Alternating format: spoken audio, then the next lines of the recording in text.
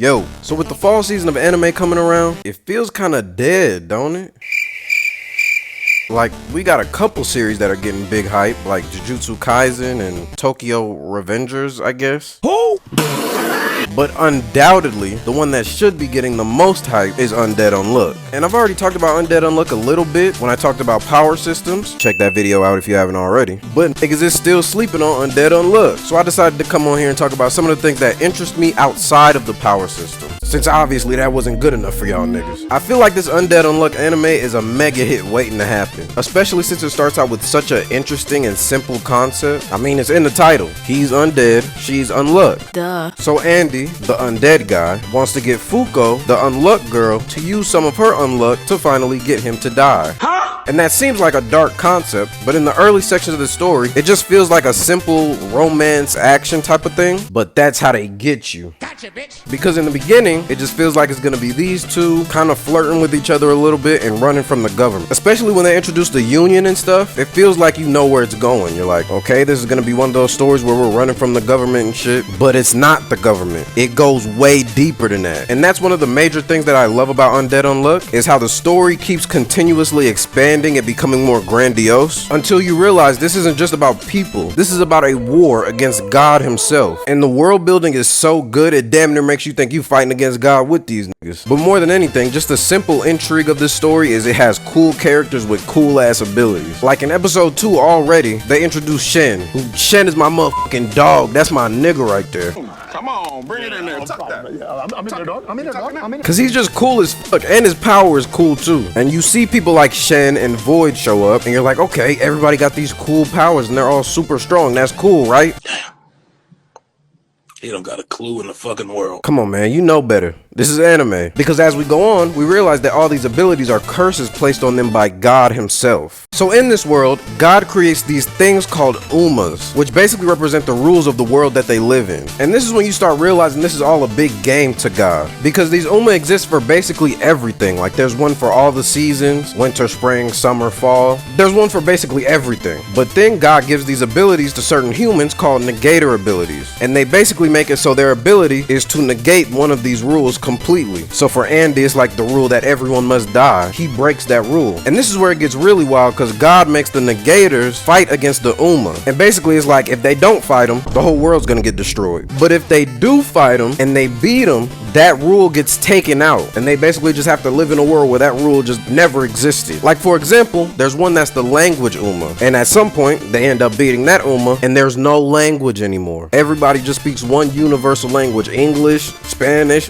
Japanese, all that shit's gone. And when we get to the point where they're fighting some of the seasonal Uma and some of the seasons get taken out, I think you can kind of figure out how destroying some of those will fuck up the world a lot. But the God of this world doesn't care. It's fun to him. And you can tell he's just having fun with this shit because he's attaching these tragedies to everybody's ability. Whenever their ability manifests, there's always a tragedy connected to it. So like if you've seen episode 1, you already know about the stuff with Fuko and her parents. Boom! Oh, that nigga crashed. Hey, somebody call an ambulance! That was her tragedy. But every single character with negator abilities has a similar type of tragedy. One of my favorite examples is Tella. Also, I picked Tella because I need to pick a backstory that didn't have any spoilers in it, so there you go. But Tella was like this military guy. He worked for his country's army, and he was the communications guy. He would be the lookout. He would notify the squad if anybody showed up to attack. And one day, you guessed it, niggas attack. And right before he can tell anybody, his ability manifests. And his ability is untell, which basically makes it so he can't communicate with anybody in any way ever. He can't write shit down. He can't talk to people. He can't use sign language. He can't use any methods to tell people what he wants to tell them. And this ability manifests right when he needs to tell somebody something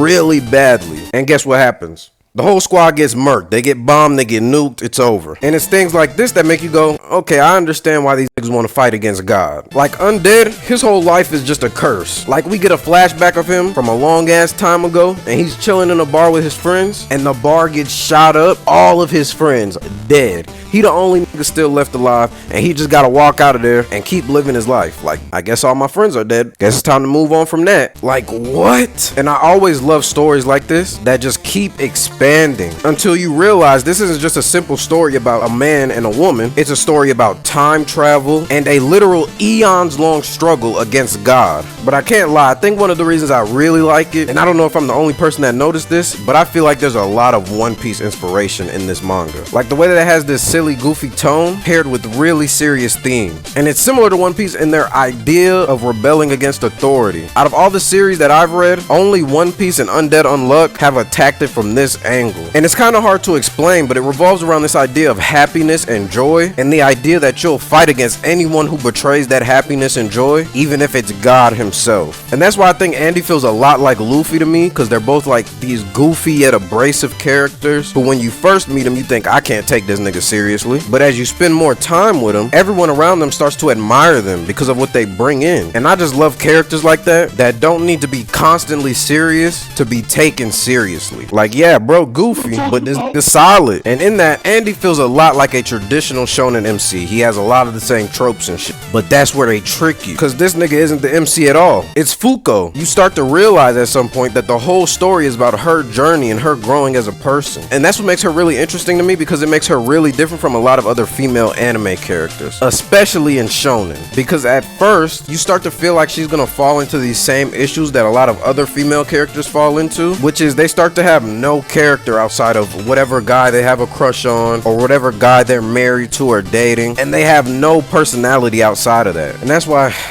I just love Fuko, man, because when we first start the story, she is very shy and very dependent on Andy to get her places, and she's just super naive. She doesn't understand anything. But over time, we see her gain more independence and confidence, and she kind of starts to take over that main character mantle. It's almost like at some point in the story, they transfer the main character role from Andy to Fuko, and shit, I love it. And I love how throughout the story, we go from seeing Fuko as this person who needs to be coddled and taken care of, to the point where we are now, where Fuko is the one taking care of everybody. And because of how she is and where she's come from, she's just able to connect with everybody else in the story that nobody else is able to. And she becomes the glue that keeps Union as a group together. And Union in and of themselves are just a great anime group, and Lord knows I love me a good anime group. If you want me to like an anime, just introduce a good group of characters that all care about each other, you got me. But when you first start the story, Union feels really cutthroat, because you gotta kill somebody to get in, members killing other members to get into the group. But when we get there and we start to meet some of the other characters that are a part of the group, we start to realize the strong camaraderie between them. And even though they're all in it for different reasons, and they all have wildly different mindsets, there's this strong connection between each other because they relate to the struggles that they've all went through and the tragedies that these negator abilities have caused them to experience. But obviously, Union is made up of the people that took it well and decided, I'm gonna do something good with my powers. But obviously, in a world like this, there's always gonna be people who didn't take it well. And that's where the villain group comes in, Under. Yes, the villain group is called Under. Everything in this show starts with But Under is really different because there's essentially no camaraderie between them outside of the members that came in together. They're villains. They're in this bitch for selfish reasons. But my favorite member is for sure Unrepair. Well, his name is Rip. His ability is Unrepair. But I love him because he's not really that evil. He got hoes, and he's one of the characters I feel for the most because he had the best intentions. Basically, Rip grew up dating this girl who had a terminal illness, and he was like in love with this girl, and he was a really smart guy. So he decided, I'm gonna become a doctor, not just a doctor, I'm gonna become the best doctor and do the surgery to cure you of your illness. So he spends his whole life training and studying to become the best doctor, and he does. At a really young age, he's like 20 years old and he's the best doctor in the country. He's like Dr. Tenma from Monster. He's that type of good. So after he spent all this time researching and studying and learning, it's finally time to do the surgery. And what do you think happens? He got hoed. Because as soon as he finishes the surgery and he's getting ready to stitch her back up, his ability manifests. And his ability makes it so any wound that he creates can't be healed. So he's trying to stitch her up and put her back together, but he's like, why the fuck won't she stop bleeding? And she bleeds out. That's fucked up. And it's stories like these that make it go from, oh, okay, I understand why these niggas want to destroy God, to now I have a personal interest in this shit and I want to destroy this nigga myself. And there are very few stories that have been able to get me emotionally invested like that. I'm telling y'all, man, if y'all don't watch this anime, it'll be a mistake. But yeah, man, that's all I got for today. Comment down below your pick for sleeper anime of the season. Like the video if you like the video. I see you sitting there watching it. Why you ain't like it yet? Subscribe to the channel, hit the noti bell, and yeah, man, I'm gone.